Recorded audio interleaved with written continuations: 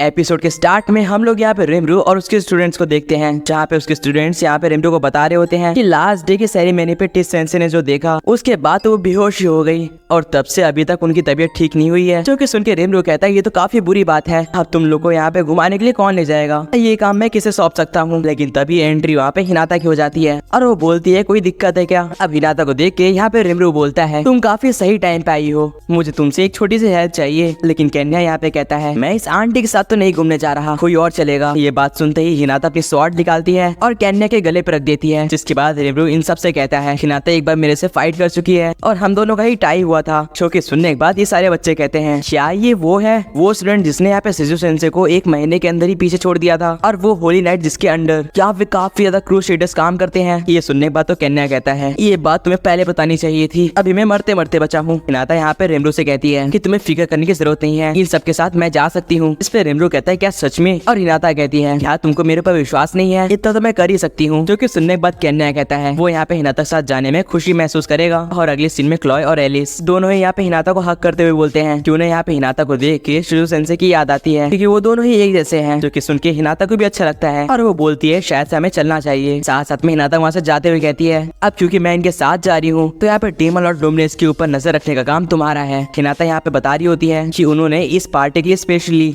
Made outfit design करवाया है। इतना कहने बाद ये सब वहाँ से चले जाते हैं।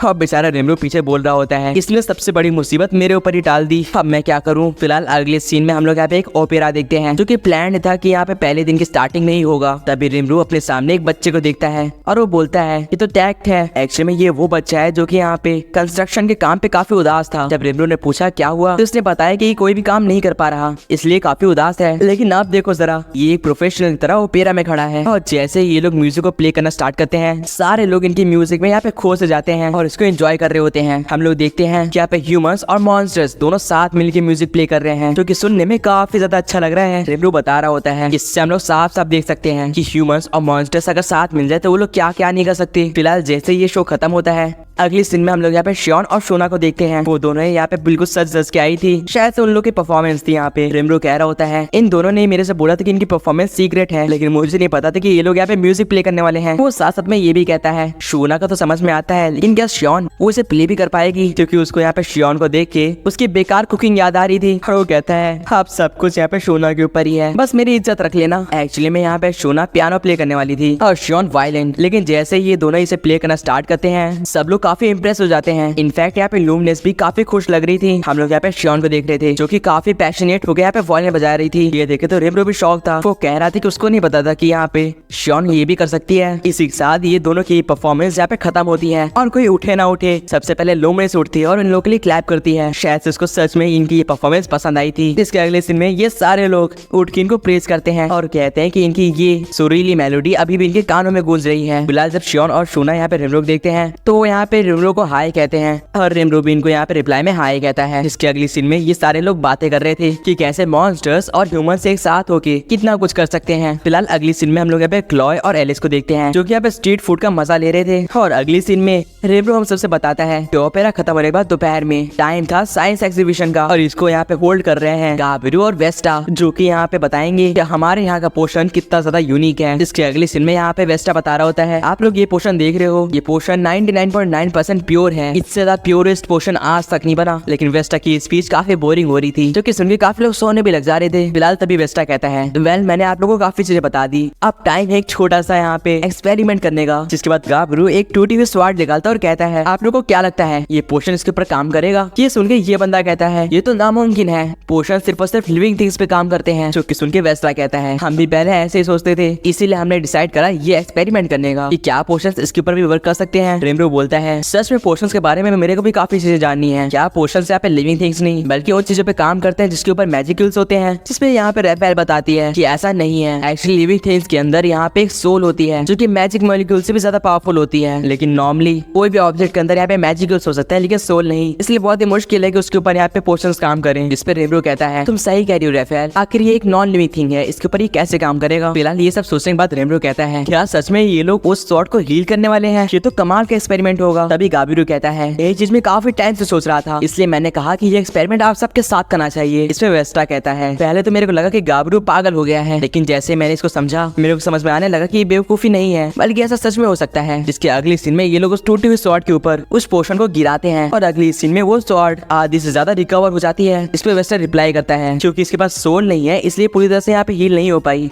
लेकिन ये काफी ज्यादा हील हो चुकी है। ये देखिए ये बंदा कहता है ये तो नामुमकिन होना चाहिए था। क्या इसका मतलब जिस चीज के अंदर मैजिकल्स होते हैं वो हील हो सकता है? वेस्टा यहाँ पे एक्सप्लेन करता है कि भले ही वो स्वॉर्ड हो, आर्मर हो या फिर कुछ भी हो, अगर उसका ओनर उसको काफी टाइम से यूज कर रहा है तो कहीं ना कहीं उसके अंदर छोटी मोटी कॉन्शियसनेस आ ही जाती है और उसी वजह से वो हील हो पाया। अब ये सुन के ये लोग कहते हैं शायद तुम्हारा मतलब ये है कि इससे कुछ भी हील हो सकता है। इस पे गाबिरू और एक्सप्लेन करते हुए कहता है हमने ये सुना था कि प्लांट्स के अंदर जान होती है, लेकिन उसको टेस्ट करने के लिए हमने उनके ऊपर पोशंस यूज करे और मैजिकली वो सारे पोशंस उनके ऊपर काम कर रहे थे। वो बताता है आखिरकार सारे प्लांट्स के अंदर यहाँ पे ड्राइड्स की थोड़ी बहुत कॉन्शियसनेस तो होती ही है, लेकिन जैसे से वो इवॉल्व करते हैं वो एक पावरफुल मॉन्स्टर के अंदर कन्वर्ट हो जाते हैं। वेस्टा कहता है कि अब ये सब देखने के बाद आप सबके मन में एक क्वेश्चन तो आ ही गया होगा कि आखिर मैजिकल्स होते क्या हैं। जिसके बाद वो एक्सप्लेन करता है जरा इसको देखिए, ये हाइपोकुटो हर्ब है और उसके कंपैरिजन में एक नॉर्मल ग्रास जो कि तुम लोगों को कहीं भी मिल जाएगी। अब हमने इनकी इमेज ली और उसको बहुत ही इनलार्ज कर दिया, यानी कि बड़ा कर दिया, और आप लोग बताओ कि आपको क्या मालूम पड़ा होगा। जिसपे एक बंदा इनसे कहता है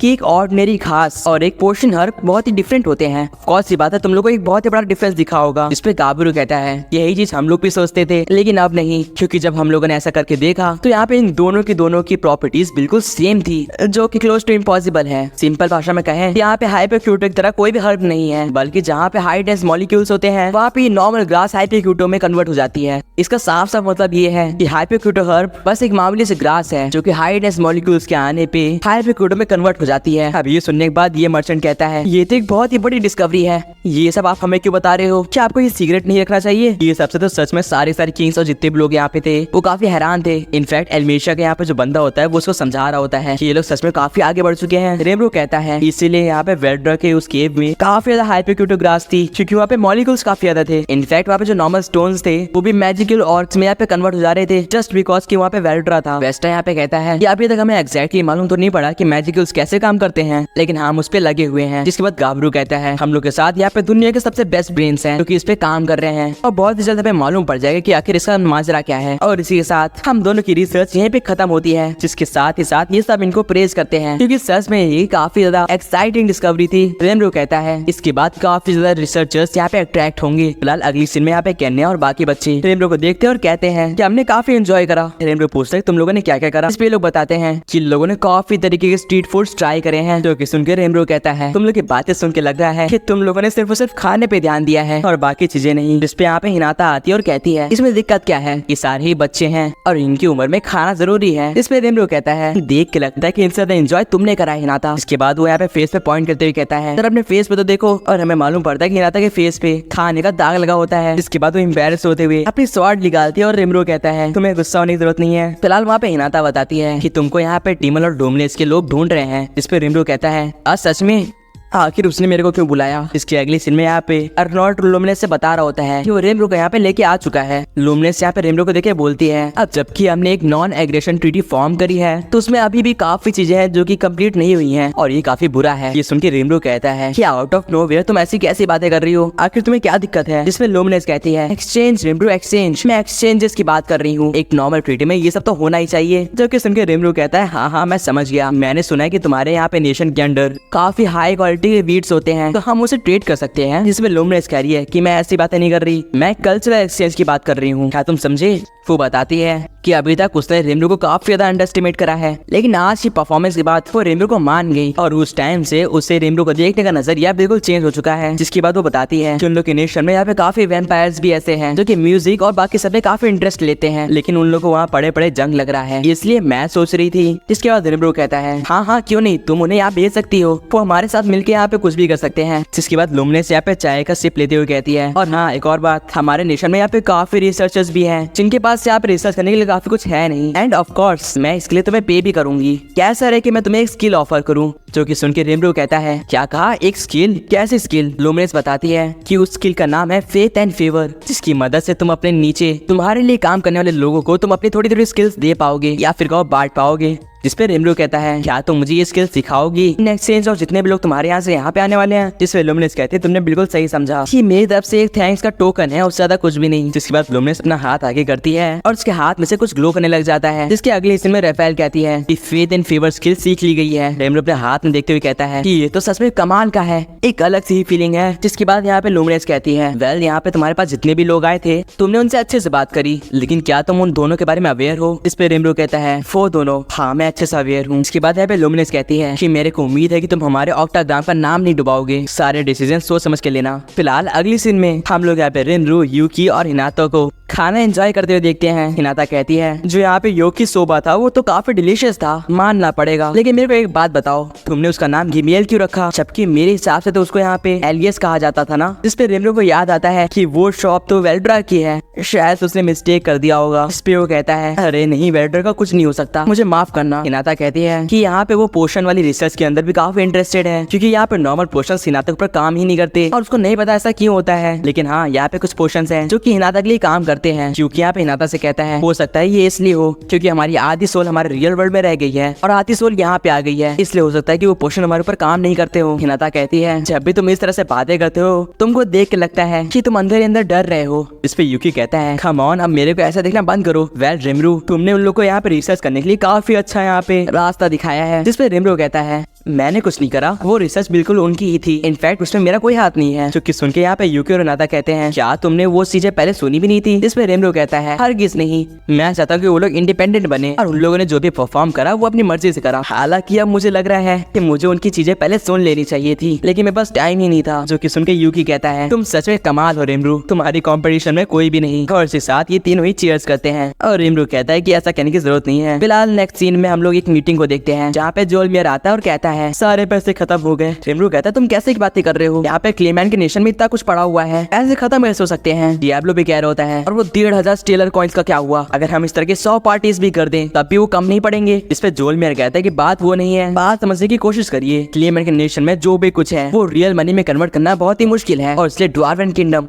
उसके बदले कोई भी गोल्ड कॉइन्स उन्हें नहीं देता और प्लस स्टेलर कॉइन्स काफी रेयर हैं, इतने ज्यादा रेयर कि उसके बदले कोई भी उसको ट्रेड नहीं करना चाहता क्योंकि उनको पता है कि वो उसको चुका नहीं पाएंगे। जिस पे बेनीमारू कहता है इसका मतलब हमारे पास पैसे तो हैं लेकिन वो इतने ज्यादा है कि हम उन्हें ऑर्डिनरी गोल्ड कॉइन्स में कन्वर्ट नहीं करवा सकते। जो कि सुन के जोलमियर कहता है तुमने बिल्कुल सही कहा और बहुत ही देर हो चुकी है, जब तक मैंने नोटिस करा कि गोल्ड कॉइन्स खत्म हो रहे हैं तब तक सारे गोल्ड कॉइन्स खत्म हो चुके थे। रेमरू कहता है ज़ूरा टेम्पेस्ट यहाँ पे एक बढ़ता हुआ नेशन है क्योंकि हमने यहाँ पे कुछ सेविंग्स ही नहीं करी क्योंकि हमारा नेशन ही नया है। जोलमियर कहता है कि उसको विश्वास था कि उसके जो बड़े बड़े दोस्त हैं जो कि बड़े बड़े शॉप्स में काम करते हैं वो उसका ऑफर ले लेंगे, लेकिन ट्रेड मैन्स ने साफ साफ मना कर दिया और कहा कि उनको यहाँ पे पेमेंट नॉर्मल कॉइन्स में चाहिए। जिस पे रेमरू कहता है ये वही अनजान ट्रेड मैन्स है ना जिसका मैंने तुमने मुझे पहले बताया था। डियाब्लो कहता है कोई ना कोई तो हम लोग के यहाँ पे काम में टांग अड़ा रहा है। इस पे रेमरू कहता है इसका मतलब कोई बंदा हम लोग के यहाँ पे नेशन की रेपुटेशन खराब करने पे तुला हुआ है।